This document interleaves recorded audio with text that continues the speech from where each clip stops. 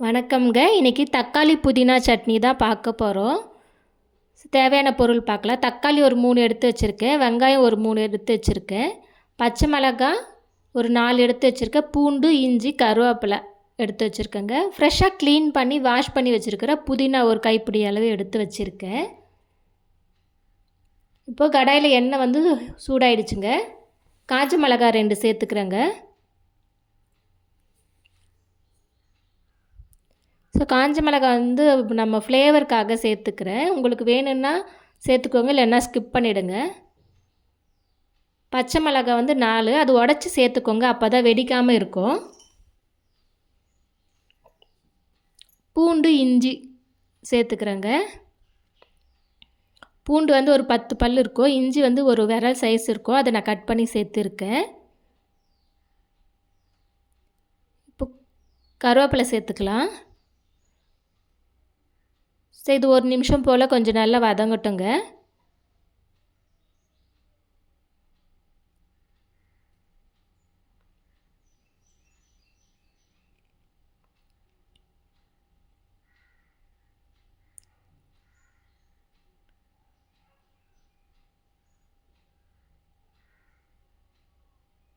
So அடுத்து நம்ம வந்துட்டு வெங்காயம் சேர்த்துக்கலாம். இது கொஞ்சம் கலர் மாறினதோ, பூண்டு இஞ்சி எல்லாம் கொஞ்சம் வதங்கின பிறகு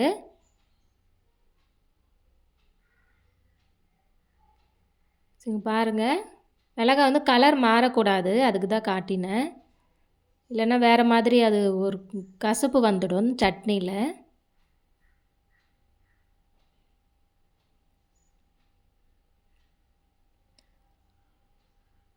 ஸோ இப்போ நம்ம கட் பண்ணி வச்சுருக்கிற வெங்காயம் சேர்த்துக்கலாம்.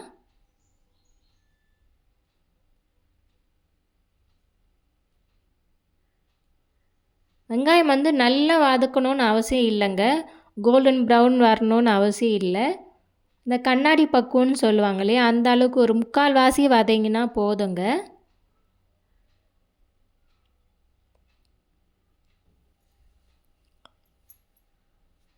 ஸோ இந்த சட்னிக்கு பார்த்தீங்கன்னா தக்காளி வெங்காயம் எல்லாமே வந்து ஈக்குவல் குவான்டிட்டி எடுத்துக்கோங்க, அப்போ தான் நல்லாயிருக்கும்.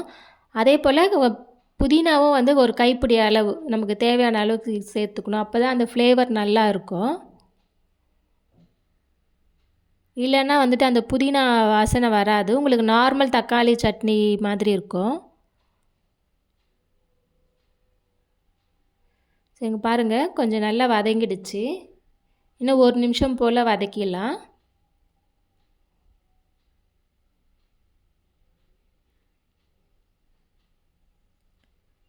ஸோ இப்போ உங்களுக்கு அந்த கண்ணாடி பக்குவம்னு சொல்கிறோம் இல்லையா, அந்த அளவுக்கு மாறிடுச்சு. இப்போ வந்து நம்ம தக்காளி சேர்த்துக்கலாம்.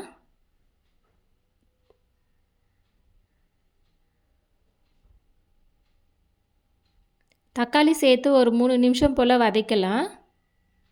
ஸோ தக்காளியுமே வந்து குழையணும்னு அவசியம் இல்லைங்க, நம்ம அரைக்க தான் போகிறோம்.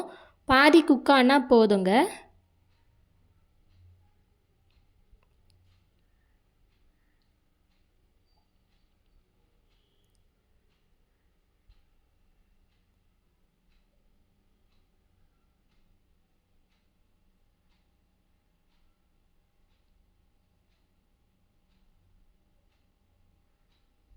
தக்காளி வெங்காயம் வந்துட்டு நல்லா வதக்கிட்டாலுமே அந்த டேஸ்ட் வந்து மாறிடும். ஸோ அதனால தான் இந்த பக்குவத்தில் அரைக்கணும். நம்ம நல்லா வதக்கிட்டோம் அப்படின்னா அது வந்து ஃப்ளேவர் வந்து டேஸ்ட் வேறு மாதிரி வந்துடுங்க. ஸோ இப்போ வந்துட்டு புதினா சேர்த்துக்கலாம். புதினாவுமே கொஞ்சம் ஃப்ரெஷ்ஷாக இருக்கிற மாதிரி பார்த்துக்கோங்க, அப்போ தான் டேஸ்ட் வந்து ரொம்ப நல்லாயிருக்கும்.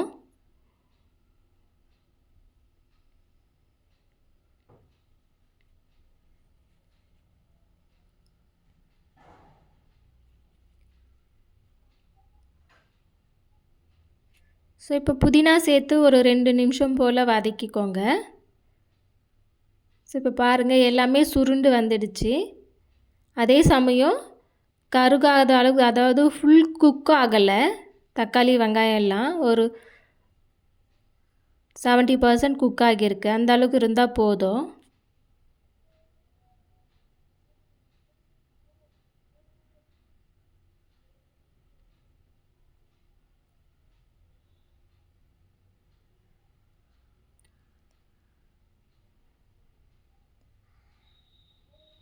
அந்த புதினாவோட கலரும் வந்து பச்சையாகவே இருக்கணுங்க, அதுவும் கலர் மாறிடக்கூடாது, பார்த்துக்கோங்க. அப்போ தான் வந்து சட்னி நல்லாயிருக்கும். இப்போ பாருங்கள், நான் உங்களுக்கு புதினாவும் காட்டுறேன். க்ரீனாகவே இருக்குது பாருங்கள். இந்த மாதிரி இருந்தால் தான் அது டேஸ்ட் வைஸ் நல்லாயிருக்கும், நம்ம சட்னி பார்க்குறதுக்கும் நல்லா இருக்குங்க. ஸோ இப்போ எல்லாமே வதங்கி ஆயிடுச்சுங்க.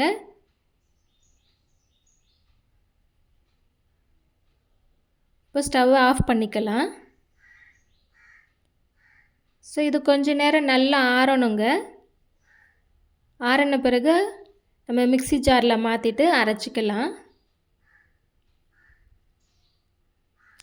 ஸோ இப்போ நல்லா ஆறிடுச்சுங்க. இப்போ மிக்ஸி ஜாரில் மாற்றிடலாம்.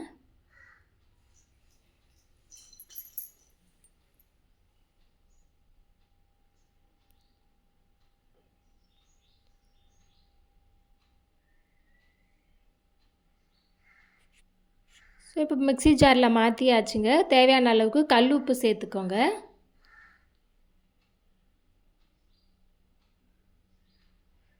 ஸோ இப்போ அரைச்சாச்சு பாருங்கள். ரொம்ப கொரன்னு அரைக்கக்கூடாது, ரொம்ப பேஸ்ட்டாகவும் அரைக்காதீங்க. ஸோ இந்த அளவுக்கு அரைச்சிக்கோங்க, அப்போ தான் நல்லாயிருக்கும்.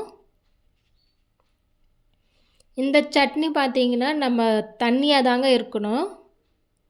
ஸோ பொதுவாக சட்னி வந்து கெட்டியாக இருக்கும் இல்லையா, நம்ம இந்த சட்னி பிறகு தண்ணியாக தான் இருக்கணும். நான் கொஞ்சம் தண்ணி சேர்த்துக்கிறேன். இந்த சட்னி வந்து ரொம்ப தண்ணியாக கூட வச்சுக்கலாங்க, இட்லிக்கெல்லாம் ரொம்ப நல்லாயிருக்கும், இட்லி தோசை எல்லாத்துக்குமே. ஸோ இப்போ நான் வந்துட்டு இன்னும் கொஞ்சம் தண்ணி சேர்த்துக்கிறேன். இப்போ பாருங்கள், இந்த அளவுக்கு தண்ணி எங்கள் வீட்டுக்கு போகுதுன்றதுனால நாங்கள் வச்சுருக்கோம். இதை விட நிறைய கூட தண்ணி சேர்த்துக்கலாங்க, நல்லாயிருக்கும். ஆக்சுவலாக இது தண்ணியாக தான் செய்யணும், அப்போ தான் டேஸ்ட்டாக இருக்கும். ஸோ இப்போ எங்களுக்கு போதுன்றதுனால நாங்கள் அந்த பக்குவத்திலே நிறுத்திக்கிட்டேன், தண்ணி போதும்.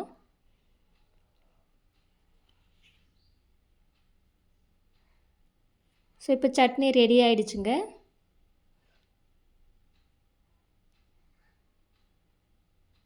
நீங்களும் இதே போல் வீட்டில் செஞ்சு பாருங்கள், எப்படி வந்துச்சுன்னு எனக்கு கமெண்ட் பண்ணுங்கள்.